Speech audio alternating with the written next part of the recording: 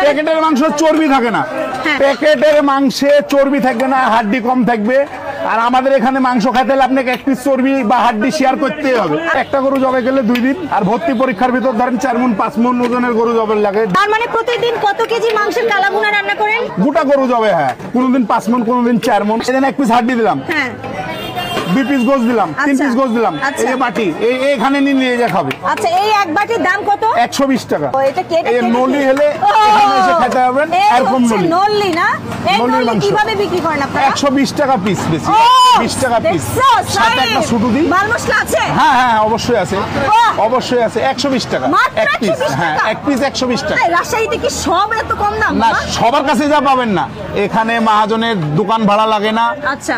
এবং বাবরসি নাই, কোনো বাবরসি নাই, মহাজন নিজেই রান্না করে। এর জন্য একটু ভালো খাবার খেতে পাবেন এখানে। ও আচ্ছা, এখানে তাহলে নলিটা কাকে দেন? মানে নলি, এই যে নলি বেচি আমরা সন্ধ্যার পরে, তো রুটি, তন্দুর রুটির সাথে নলিটা বেচি। মানে তন্দুর রুটির সাথে নলিটা বেচি। সকাল থেকে খালি গরু কালাভুনা বেচেন, সন্ধ্যা বেলা হচ্ছে রুটি হবে। 20 মিনিটে এক করে আউট। মানে বুঝতে পারেন বিষয়টা ভাই, রাজশাহীর কোন জায়গাতে আছি? 20 মিনিট থেকে আধা ঘন্টার ভিতর করে আউট হয়ে যাবে যদি কাস্টমার ঢুকতে থাকে। আচ্ছা, দাম কি বাড়ে নাকি? না, কোনো ওই যে দাম বাড়ায়নি। আগে স্টুডেন্টের কাছে প্রচার করবো 6 মাস।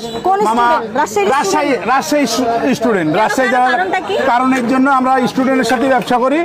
স্টুডেন্টের টাকা তো হিসাবের টাকা, ঠিক আছে, বাপ মা টাকা পাঠায় হিসাবের টাকা, ওর জন্য আগে 6 মাস প্রচার করি।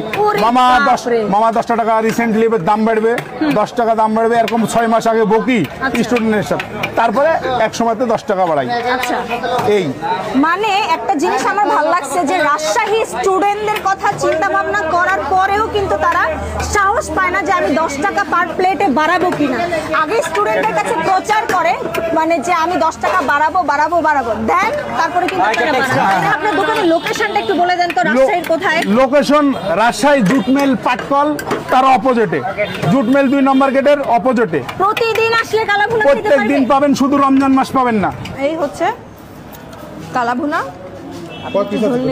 দেখাইছি তো 4 পিস আছে। এই হচ্ছে কালাভুনা, মাংসটা দেখাই দিই। মাংসের সাইজ হচ্ছে এই, আর এই যে যখন মাংসটা ছিলবে সফট, আর মাংসের কালারটা কিন্তু লাল লাল। রাজশাহীতে কিন্তু অনেক ধরনের কালাভুনা পাওয়া যায়, ঠিক আছে। আমাদের ওই যে সিটি হাট, নহাটার হাট ইত্যাদি জায়গায় অনেক জায়গায় কালাভুনা পাওয়া যায়, কিন্তু এই যে কাটাখালীতে ইব্রাহিমের কালাভুনার যে হোটেলটা, এইখানের টেস্ট আবার ভিন্ন। হ্যাঁ, মানে রাজশাহীতে অনেক ক্যাটাগরির কালাভুনা আছে, এইখানে একটু ঝোল ঝোল কালাভুনা এটা। আর আমরা যেগুলো হাটে খাইছি, নহাটা, তারপর হচ্ছে সিটি হাটে, আর রিপন ভাইয়ের, হানিফ মামার, ওইখানে হচ্ছে একটু ভুনা ভুনা থাকে। আর এইখানে দেখেন কালাভুনাটা একদম ঝোল ঝোল ঝোল ঝোল। ইভেন আমার কাছে মনে হচ্ছে কি কুরবানির মাংস খাই না, ওরা শুকায় কম এইখানে। হ্যাঁ, কুরবানির মাংস খাই না, ওইটার যে একটা গ্রান আছে, এই গ্রানটা আমি পাইছি। খাওয়ার পর তুমি বুঝতে পারবা। তবে অল ওভার আমি একটা কথা বলবো, যারা রাজশাহীতে আসেন, নহাটা, সিটি হাটার কালাভুনা তো ট্রাই করতেন, যদি সময় পান মাস্ট বি হচ্ছে কাটাখালী ইব্রাহিম ভাইয়ের এই কালাভুনাটা ট্রাই করবেন, আর সাথে টাকি মাছের ভর্তাটা। সো আর বিষয় না একটা কথা আছে জায়গায়, এখানের পরিবেশটা কিন্তু ভালো।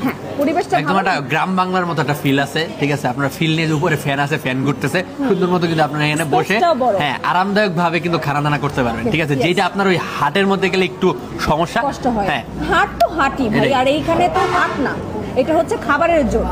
120 টাকা আর কি দিবে আপনি বলেন? হ্যাঁ। সো আল্লাহ হাফিজ, আসসালামু আলাইকুম।